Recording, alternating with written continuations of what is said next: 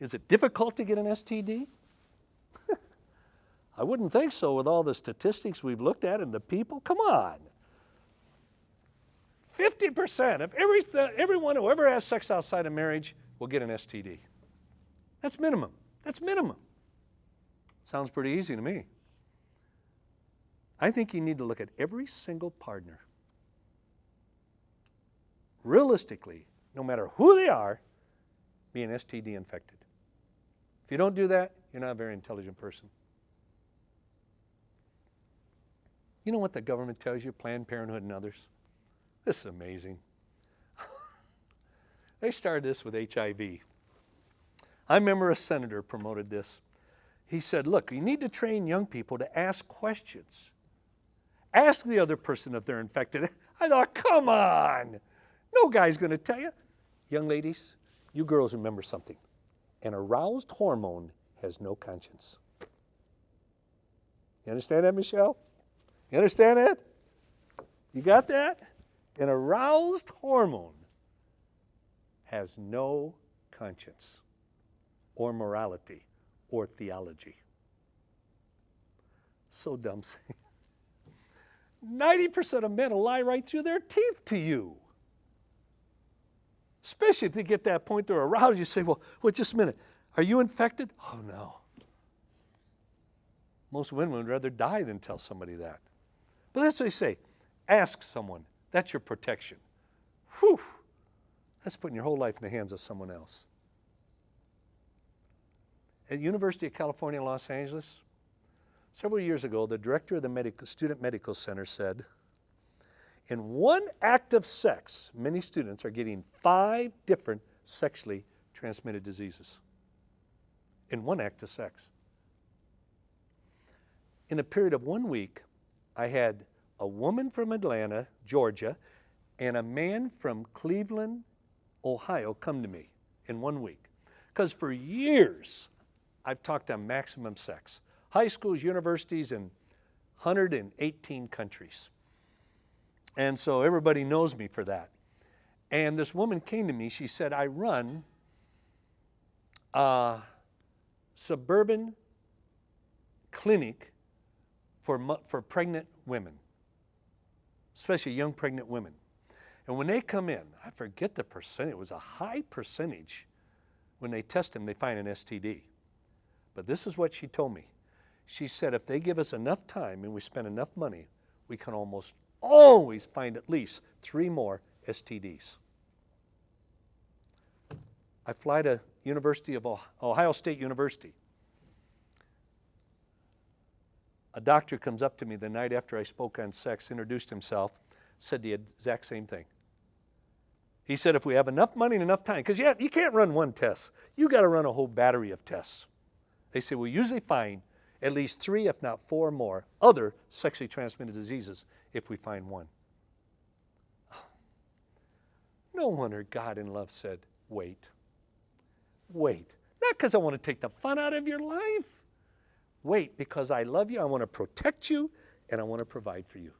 To have a maximum love, sex, and marriage relationship with your spouse with no fear. I've been married for 39 years to the same woman I married to just about the greatest woman God ever created. I stand in awe of my wife. I'm serious.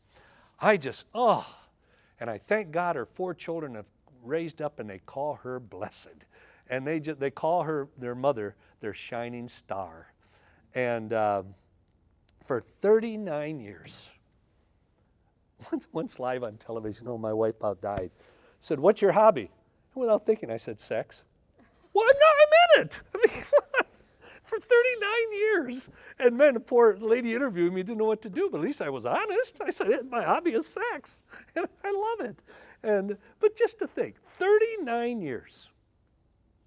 I've never had 1 ounce of fear or my wife in any way for any disease or anything from history past 10, 12, 40, 15, 20 years ago. Folks, that's called maximum sex. Never have to worry about antibiotics or condoms or salve or anything. Nothing. That is called sexual freedom. Do you get it? But let me tell you, it doesn't cost you to wait. It usually costs you when you don't wait. Say, well, it just happened. Oh, come on, get real. Sex doesn't just happen. That's the stupidest, most idiotic thing ever heard. Sex is a result of a choice, unless it's date rape. And boy, there's a lot of that. About 30% of all women are date raped. Sex just doesn't happen. It's a choice. So don't ever forget that either. Amy Grant. Some of you probably don't remember Amy Grant. When I was a little older than you, she was big out there, a big name. She's still around, excellent. But she did a song, one of the best songs ever. The theme of Amy Grant's song was this: let your mind guard your heart.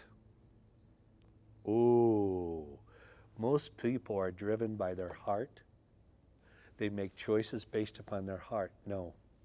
Let your mind guard your heart. And I don't think you will ever reject it.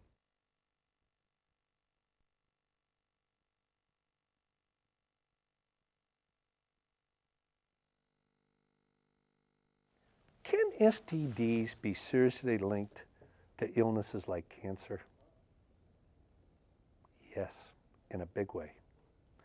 UCLA Medical Center, which is one of the top medical centers in the world that deals with STDs and everything, they made this observation. In cervical cancer, which young ladies, all of you around the world, listen, it's not epidemic. And every one of you young ladies, your mom should have talked to you about it. What is happening among young women with cervical cancer. And what they found at UCLA Medical School, in all cases of cervical cancer, up to 99% of all of them, they find the presence of HPV, the sexually transmitted virus. It caused the Centers for Disease Control to make a statement several years ago. Centers for Disease Control, again, is the organization in Atlanta, Georgia, that helps nations all over the world with contagious viruses and diseases. They made this statement that sex is a cancer-producing activity. HPV and cervical cancer. 30% of cervical cancer is not stopped by the vaccine for HPV. There's 100 strains, as we looked, of HPV. 40 causes genital infection, STDs. 14 are high risk for cervical cancer. And the vaccine only deals with several of them. And there's none for men. Now think of this. An individual who has an HPV infection is 3,200 times more likely to develop throat cancer.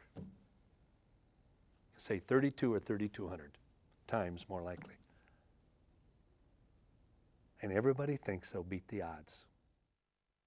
Even when Hollywood does, even when one of the stars ends up, there's a couple of them that have had HPV and cervical cancer, and they'll talk about having cervical cancer. I think Brooke Shields came out and talked all about her cervical cancer, but she didn't explain that cervical cancer that she had was a result of a sexually transmitted disease, which was a result of choices she made going into it. And so there's no connecting of the dots to the infertility or the cervical cancer or the STD infection. And so when you're seeing people do the behavior day after day without ever paying a price, you begin to believe that you're invincible and that won't happen to you. And students already have that problem just because of their age. Which are the greatest risks for cervical cancer? Two choices: early sexual activity or multiple sexual partners. What do you think? Early. Early? What do you think? Early. Yes and no. Both are true. Almost equal. Becoming about 14, 15, 16, or having more than two partners are the highest risk for cervical cancer.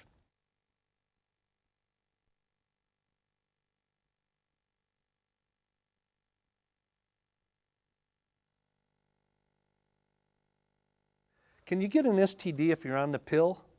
Well, of course you can. It has nothing to do with covering your private sexual areas or anything. Even a condom doesn't do that. You could take 10 pills and you would still get an STD. And just like the government says, condoms are not effective for 20 to 25 of them.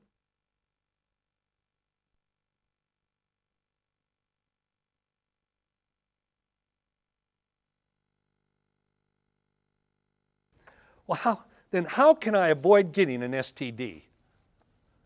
You know, even science says this. In a monogamous relationship, they only have sex with each other, you won't get an STD. It's when one of them, man or woman, is not monogamous. That's when it all breaks down.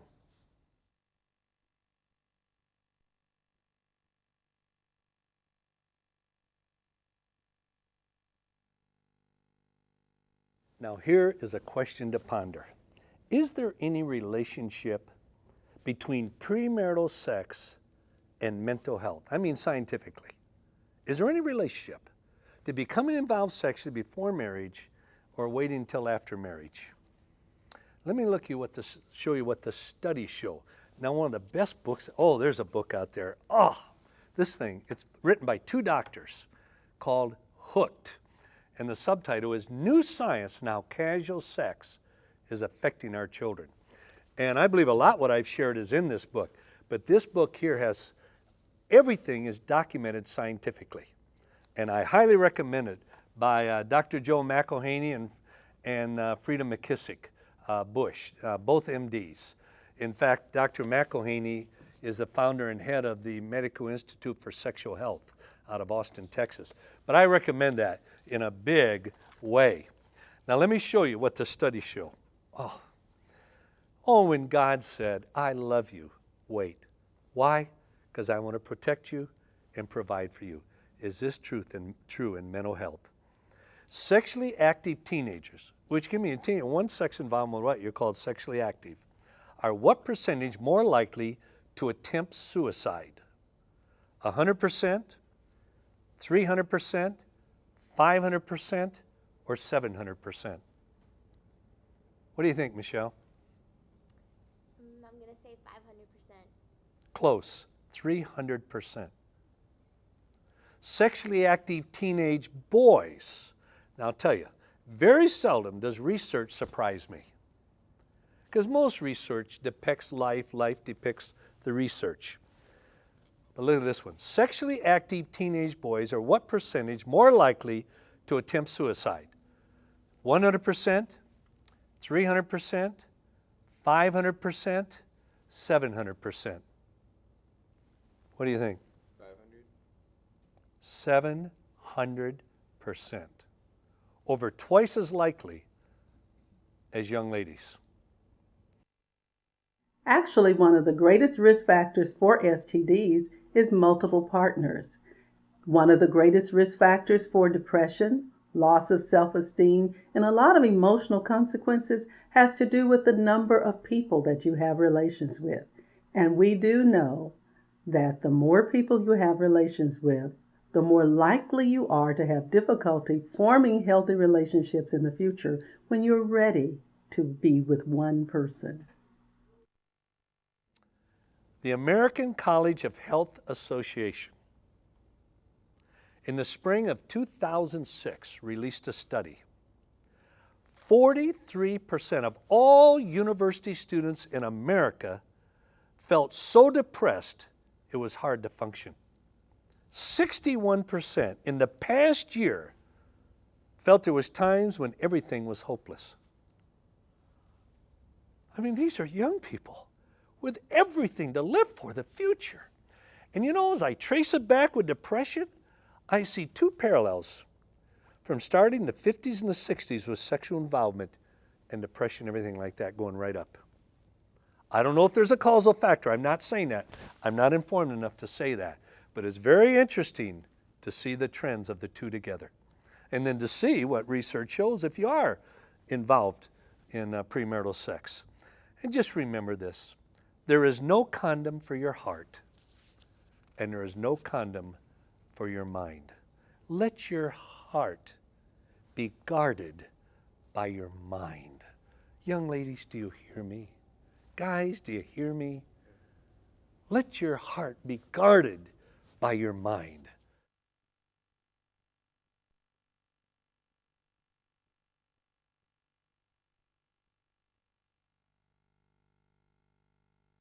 Is it okay to have anal sex? Is another question. Well, the anus is an organ of excretion, not entrance. And anytime you put an erect penis or other object into the rectal area, it's possible to injure the opening to the rectum as well as the thin blood vessels that are lining the internal organ. When this occurs, there can be tears or fissures, and if there's an infection, easily enters into your body, such as HIV and AIDS. The lining is made thin on purpose so that it will absorb the water from the waste products and make it easier for elimination. It also helps to control gas and bowel movement. So is anal sex okay? I'll let you decide.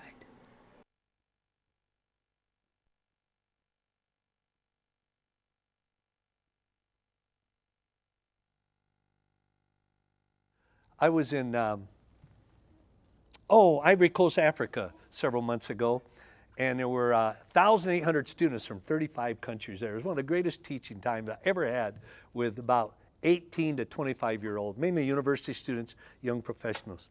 This young lady came up to me and she said, after the first day, they called me Papa Josh. And she said, Papa Josh, could I ask you a question you could only probably ask your father, but my father died of AIDS. So many of them there told me that. I don't know who my father is. My father left. My father died. And she got real close and she said, is oral sex really sex? I said, it seems to. Why do you think they call it sex? What is sex? Let me give you 4 situations that I would qualify as sex. Oral genital, manual genital, genital genital, and penetration. Oral sex has become quite the rage recently. In fact, one study I saw in an international paper showed that between 12 and 17-year-olds, 54% had had or performed oral sex. So what's the big deal? I think part of the rage is the fact that people think they're not going to get pregnant, which is true, or they think they're still a virgin, or that they're not going to get a sexually transmitted disease. But people underestimate the power of this activity and how it affects you. When my wife and I first got married, my wife came home because she was in a group with some women and they would just talk every week about their lives. And the topic of sexuality came up. And she told me, she said, you wouldn't believe that these women who are now married, happily married, had been involved in oral sex before their marriage. And now some of them were actually in counseling because of it, because of the memory, because the images locked within their minds are profoundly affecting them now. In fact, studies actually show that when it comes to oral sex, that every single STD in some way or another has been passed through oral sex. Hand to genital, oral to genital, genital to genital, and penetration. All 4 can lead to HPV infection, and condoms don't help.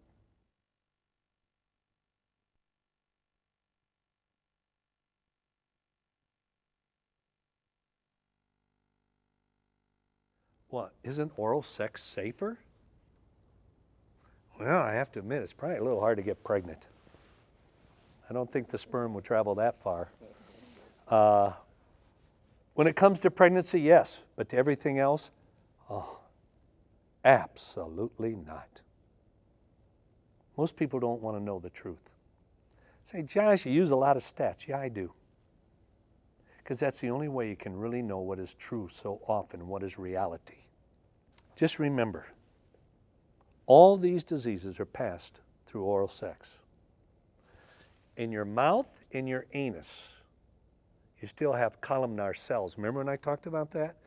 Which act almost like factories to viruses. One study showed of all 15 to 19-year-olds in the United States, and boy, is the same thing true in Africa and everywhere, 50% of 15 and 19-year-olds have been involved in oral sex. And one study of a university at one time, one period, has showed 45% of students in just the last 30 days had been involved in oral sex. I even find that hard to believe, but other studies show that. In just 30 days. And if sexual activity causes that, then the answer is to abstain from sexual activity. And it's not just intercourse. When I say sex, I'm talking oral sex. That has the same consequences. There's a lot of people that ask me, oral sex, that's kind of the, you kind of get out of all the consequences, right? If you just have oral sex versus intercourse. And the answer is no. Oral sex has a huge direct relationship with your, like I said, all the parts of who you are, mentally, physically, spiritually, emotionally. It affects that because your body reacts the same way during oral sex as it does during intercourse. Okay, having oral sex. You can't get pregnant, true. You can't get an STD, false. You can't get cancer, false. Well, having oral sex, you can't get an STD, false. If you have oral sex with 5 people, what is your chance of getting an STD? Oral sex with just 5 people. Now, if college students, 45% had had oral sex in the last 30 days, and probably 40% of them have had 10 partners. If you have oral sex with 5 people, what is your chance of an STD? 50%, 70%, 100%, or 250%? What do you say from Brazil? 50%. 250%. Condoms don't help. Chance of oral throat cancer if 6+ partners. 10%, 30%, 50%, or 900%? What do you say, Argentine? 900%.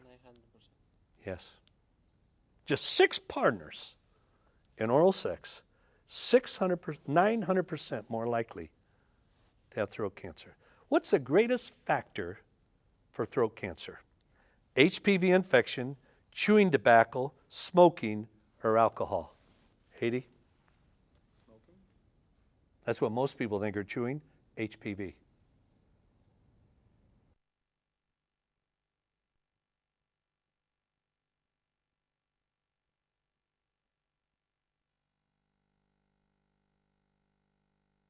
Can I do oral sex and still keep my virginity? Another way to ask that is, am I still a virgin if I only gave him head? Technically, physically, your vagina may not have been penetrated, but let's go back to the definition of sex. Any activity that is for arousal, stimulation, and gratification of sex.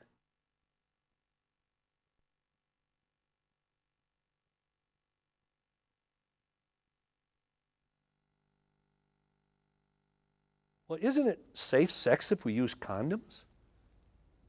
You've all heard the term safe sex, haven't you? You probably haven't. You probably haven't. You know what you've heard? Now, your parents were raised on safe sex. Wear a condom, safe sex. They had safe sex week in universities, high schools, everything. Wear a condom, safe sex. And then they switched. Those who were propagating all that, overnight they changed. I bet none of you ever caught it. Most people don't, because most people think with their pelvis, not with their mind.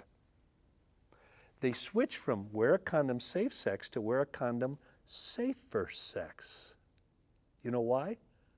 They were afraid of being sued, and they were being sued. Because it's not scientific true. Wear a condom, safe sex. In fact, one of the top medical experts, Dr. Redfield, said, Josh, even scientifically it's not accurate. Wear a condom, safer sex. What you can state medically is wear a condom, less dangerous sex. But we'll beat the odds anyway. We're smarter than everyone else. I'll wear 2 condoms. The studies show that even their partners use condoms, women 100% of the time. A woman has sex with a guy who's been infected, one or number, condoms used 100% of the time, 37.8% of those women or young ladies will get infected. They call that safer sex? Well, that's better than 39%, I guess. A piece of latex, a condom. And a condom, as long as you have a condom, you're safe. I mean, kids will say, well, I've never had unprotected sex. Well, what does that mean? What you need to understand is that condoms aren't safe. You can use a condom and still get STDs. Now, condoms provide some protection for HIV, one of probably the scariest STDs, because it does involve both males and females and they can both die. But the problem is there's over 30 STDs and condoms don't protect from all of them. And for some of them, like HPV, which is a very serious sexually transmitted disease for women, condoms don't protect at all, because herpes and HPV, both of these are skin contracted viruses. All it takes is skin contact anywhere in the genital area and you're infected for life. Males will carry HPV and herpes, not just on the penis, but on the scrotum. The condom doesn't cover that. And so when we've got 67% of sexually active teens infected with HPV and a condom does not protect, there is no way that you can say that having sex with a condom is protective. I mean, I could have sex 1,000,000 times with my husband who's only been with me, never use a condom, never get an STD. I could have sex once with some guy I meet at a hotel somewhere, use a condom and be infected for the rest of my life. The National Institute of Health, for those that are not from the United States, from Egypt, wherever, the National Institute of Health is one of the top organizations in the United States on the health of individuals. And they said this, this is the #1 authority, said HPV transmission was not reduced by condoms. You never read that in the Trojan box.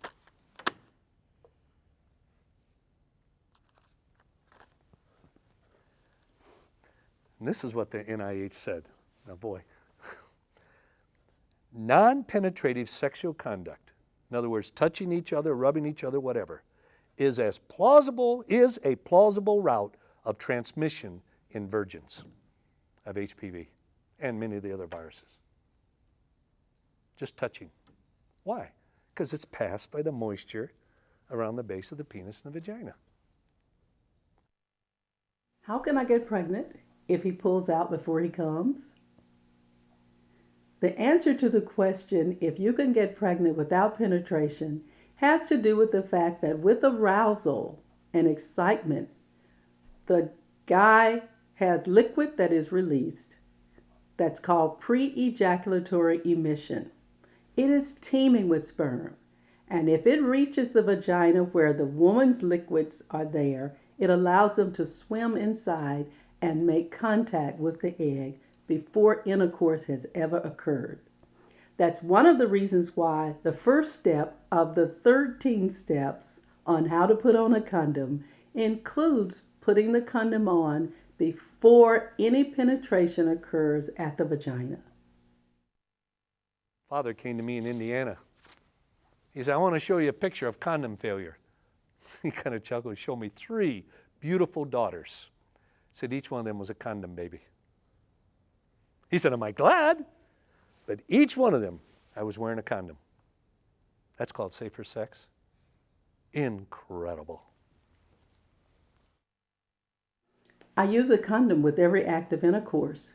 Am I not safe? That's a good question. But let's answer the question of whether condoms are safe from the Center for Disease Control of the United States. The CDC says abstinence is the only surefire way to prevent sexually transmitted diseases. The second way is mutual monogamy with a known uninfected partner. And the third way is the use of a condom. So even if you use a condom consistently and correctly with each act of intercourse, you only reduce your risk for sexually transmitted diseases.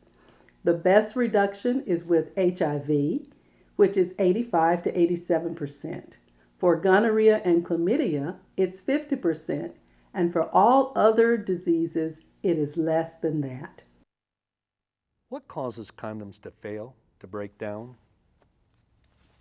Here's just several. Put in the back pocket where a lot of guys carry them.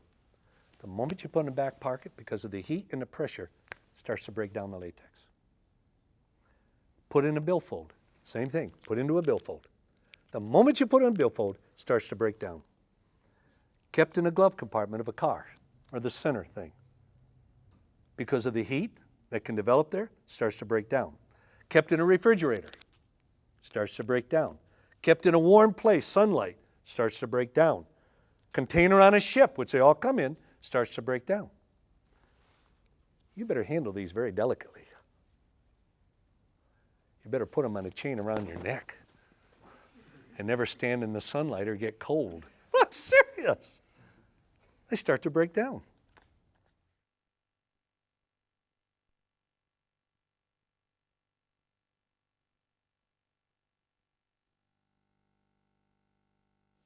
Isn't sex a private act, though? Come on, between two individuals, and the government and the church has no right to regulate it. Look, it's my life. It's my body. It's my choice. No, it isn't. That's an absolute lie. Sex is not a private act like Planned Parenthood and everyone else would probably say it was. Sex is not a private act between two individuals. Look, these diseases pass from partner to partner to partner. A number of years ago, when Dr. C. Everett Koop was Surgeon General of the United States, for those of you in other cultures, it means he was a #1 health expert. He calls me on the phone. Interested, his secretary calls and said, on Tuesday at 2:13, Dr. Koop would like to talk to you. Not 2 o'clock, not 2, at 2:13 the phone rings. I guess that's how they do it in government. And he said, I had launched a big sexual purity program called Why Wait? He said, Josh, thank you for what you're doing. It's one of the most positive things out there. And then he said this, you've got to be more emphatic.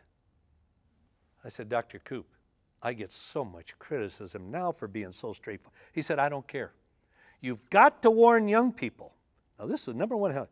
He said, every time they have sex, they're not just having sex with that person. They're having sex with everyone they had sex with, and they had sex with, and they had sex, and they had sex with, and they had sex their entire life. It's not a private act. You think on your wedding night, if either one of you have ever played around, you're not going to have a private act of sex between two people. Every person you ever had sex with and their partner will come right into that wedding bed. That's been proven now scientifically. Let me show you what I mean. Oh, this graphic is the most sad one. They caught an epidemic of gonorrhea in Atlanta, Georgia. They traced it back to a 16-year-old girl who had gonorrhea. She had sex with 2 guys. Out of that came, and you can see the grid here, the grid going out, 685 men and women got infected.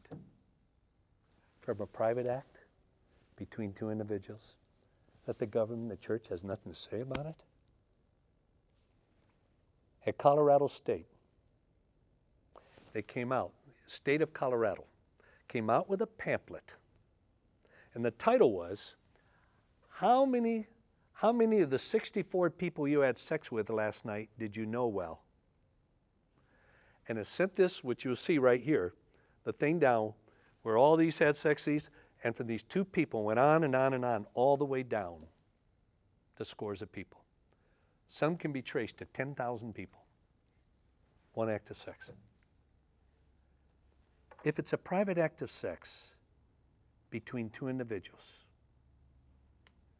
then when you walk out from behind those closed doors, and why do they demand government money to fight STDs, for AIDS, for HIV, for HPV, for aid-to-dependent children? Why? Because it's not a private act between 2 individuals. They come out in the open, they demand this and this and this. The government needs to do this. Government needs to pay for this. The government needs to do research in HPV and HIV. Why isn't the government doing more? Why? It's a private act between 2 individuals that the government and the church has nothing to say about it. Oh, gosh.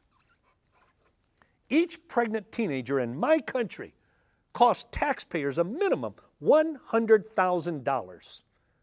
And there's 800 to a million every year that become pregnant. Wow. No wonder we can't balance a budget in this country. Oh. One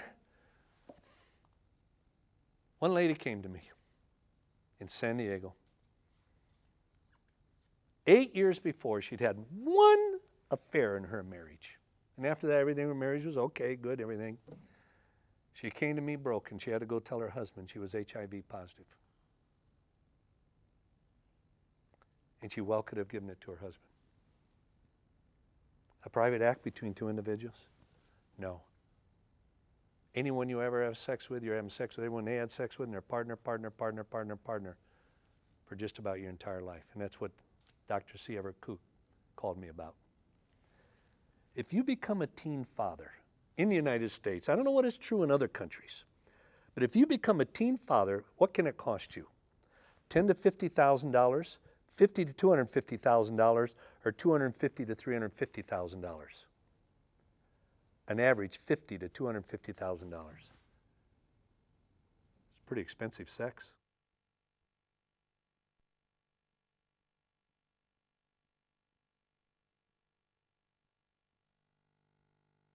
When do you stop enjoying sex?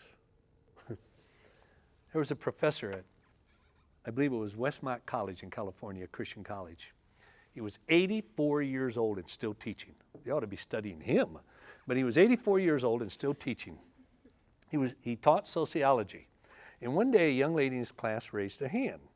I don't know what the subject was that day, but she raised her hand. She said, "Sir, when does one stop enjoying sex?" They said the 84-year-old professor pondered that. And then very slowly said, "I don't know, but it's sometime after 84. Yes! There's still a lot of time left. In Baltimore Sun newspaper a number of years ago, in the front, I think it was the front page, down the bottom left, there was just a little column of news story. It was a 102-year-old man married a 99-year-old woman. And the caption was, the next day they were both found dead in bed. And I read that and said, "Oh Lord, if you take me loving. What a way to go."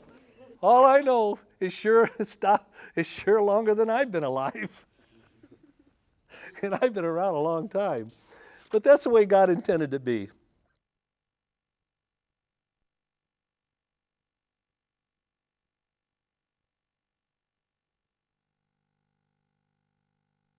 Well, wait a minute. Then, if I really want that in marriage, isn't it better to live together first? Think with your mind, not with your pelvis, young people. Oh, there's a huge higher rate of divorce among people who cohabited and then got married. And a number of reasons. When you cohabit, you have a whole different level of commitment, totally different problems than you ever face level of commitment or anything in marriage.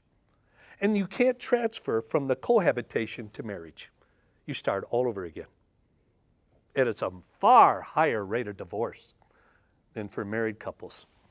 And you say, well, you got to do it to see if you can function. Look, the plumbing almost always works.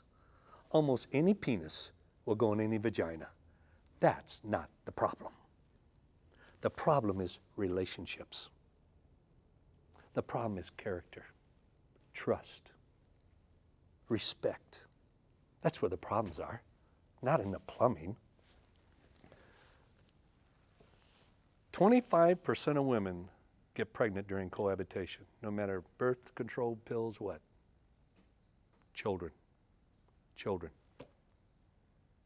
And often it is devastating. I often ask my students, high school seniors, 17 and 18 years old, is it okay to live with somebody before you get married? And it's amazing how many people think it's okay. Do you know that studies show between 40 and 60%, if you live with someone before you get married, you are between 40 and 60% more likely to get a divorce than if you don't live with that person. In other words, choosing to live with somebody will put you at a disadvantage in your future marriage. Now, why is that the case? Well, one reason is men and women often go into a living together relationship with different expectations. Men think it's a step to see if they want to commit. Women see it as a step closer to commitment. The other thing is people think when you live with somebody, you're getting kind of a foretaste of what marriage will be like, but the very things that make marriage work are absent when you're simply living with somebody. So one of my friends put it to me this way. He said, when you're living with someone, it's like you go in a room, you lock the door behind you, and you take the key and you kind of put it in your pocket. When you get married, you go in the room, you lock it, you take the key and you throw it out the window. You see, when you get married, there's a level of commitment. We say, I love you, and I'll stand with you, and I'm committed to you, period. And it's that level of commitment to one another that helps transcend difficult circumstances and make a marriage really work. If you take a fish and you put it in a fishbowl with water, this fish will be fine. It'll be able to survive and live because it's in the confines of this fishbowl and water, and it has everything it needs. But what if this fish is like, hey, I want to be free. I want to be able to do whatever I want. I don't want this boundary of this bowl. I want to, live life to the fullest or whatever. So if you take a fish out of a fishbowl, you toss it out and let it be free and let it do whatever it wants, it's going to die, obviously, because it needs water and it needs the protection of the bowl to live. And that's how marriage is. And people often think, oh, it's a bad thing. Like, oh, how, it's taking away from my freedom to wait until marriage to have sex. And what it really is doing is it's providing life. It's providing safety and protection and full enjoyment when you're able to wait until you're married to have sex and have sex only within the confines of marriage. It's such a sense of protection. On your wedding night, you have to take this by faith.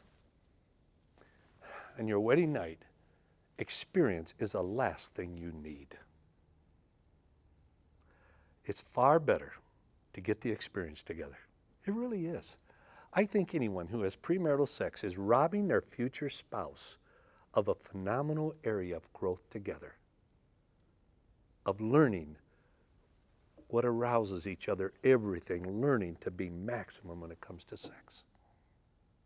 And you can't transfer what you've done with somebody else to your marriage bed. You cannot. Here's the key. On your wedding night, be an amateur at sex and a professional at relationships. This is why a book was written once, Sex Begins in the Kitchen. Meaning, not that you lay on the floor and have sex, but it means relationships. A good meal, whatever. Be an amateur in sex and a pro in relationships.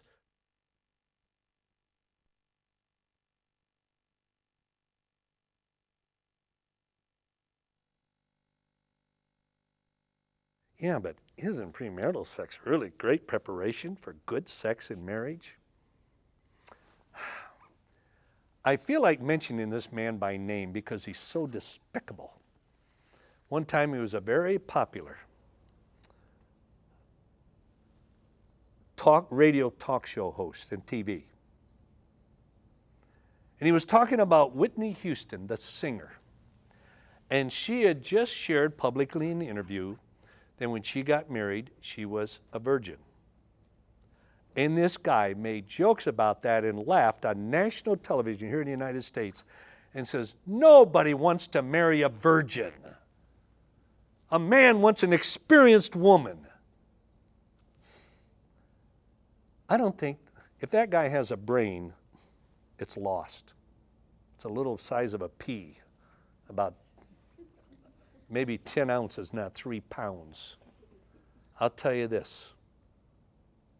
There's hardly a man that truly in his heart of hearts and below his belt wants an experienced woman. Why do you think in prostitution all these men want what? A young virgin. Come on. They want an inexperienced woman. What a line. Why chance all the negative consequences, STDs, pregnancy, mental effects, bonding, the brain, everything? If you are promiscuous before you get married, you will be promiscuous after you're married. That's almost certain. You don't change. And you've already programmed your mind everything. Oh, here's a question. If you don't have sex before marriage, will your penis fall off? No. Will your breasts not grow? No.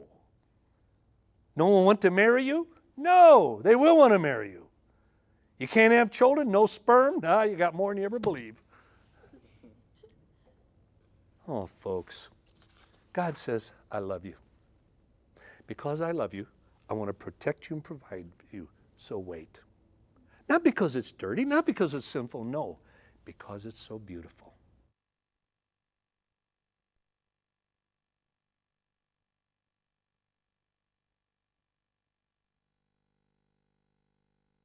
You say, well, sex is so beautiful, then it must be right. Look, y'all, your body doesn't know if it's married or not. Dopamine, the chemical we talked about, doesn't know if you're married or not. Oxytocin doesn't know if you're married or not. Vasopressin doesn't know if you're married or not. If sex wasn't beautiful before marriage, it wouldn't be beautiful after marriage. But here's the key. It is so beautiful before, it's worth protecting. Trust me, 39 years. It's worth protecting. Say, yeah, but you got married early. Yeah, 31 years of age. Man, I thought something was wrong with me. But let me tell you, I made up for it in the first week. Yeah, for 39 years. Yes, it's beautiful. It's so beautiful, it's worth waiting. I go into fraternity. Let me illustrate this. I was in Venice, California. That's kind of a tourist area of Los Angeles. And they have sidewalks out in the sand where you can roller skate. They have music going, and they have walls and murals on it and everything. And so we had 3 children in, and my oldest daughter must have been about 12 and my son 10. And we were roller skating. We went by this wall. Dottie took our little Katie to go somewhere because she was a little too young to roller skate. And went by this wall that had all this sexually graphics on it. F this, F that, the finger, everything else. Of course, my kids were, so I thought, what a great opportunity as a dad. So I said, let's go get a drink. So we went and got a soft drink, came back.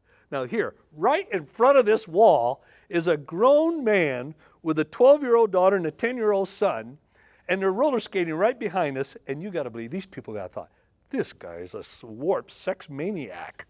What is he, abusing these children or what? But I wanted my children to learn something.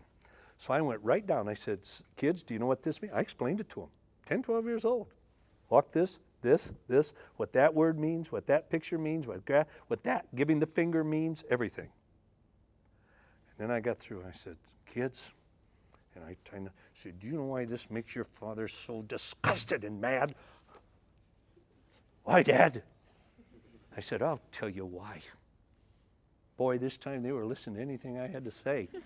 I said, kids, you know, I lecture in universities all over there. I've lectured in over 1,200 universities. I've lectured in hundreds of fraternities, sororities all over the world, pensiones in Argentina, everywhere. Brasilia, I was there cordoned off in the campus for 3 days with the army surrounding it. I had 3 days to talk about Jesus in Brasilia to 3,000 students every day. And I said, I'll go into fraternity, and I'll be talking about sex and waiting. I said, kids, you know what these guys say to me? Oh, come on, McDowell. There's nothing wrong with premarital sex. It's beautiful. It's love. I said, kids, do you know I don't believe those guys? Why, Dad? For this reason. Those same guys will walk out of there when they want to degrade someone or something else. They use a 4-letter word with a sexual connotation or give them the finger. And I said, kids, if to them sex is truly something beautiful, it's love, then why do they use words with sexual connotations and physical gestures to degrade someone? I'll tell you why, son. Because they're not making love. They're effing someone. Do you get that, folks? I hear these people in movies and DVDs, television, kids in high schools, F this, F that. I never want my daughter to marry a guy like that, because they'll never make love. They'll just be effed. That's all they'll be. They don't even know what love is. We lived in a little town of Julian, California. We went into the little cafe there, and this was about 2 months after that time on the beach where I explained that my son was 10. We're standing here, come these high school kids, and S this and F that, everything else. My son turned to me and said, Dad, that's not good, is it? I said, why? Because when they get married, their wife will only be effed. I said, wow, it's stuck. I think some people must have a very difficult time eating out of the same mouth they talk out of. And I would say, if I were your daughter's girl, don't ever marry a man like that. You'll never truly know what love is. You'll just be effed.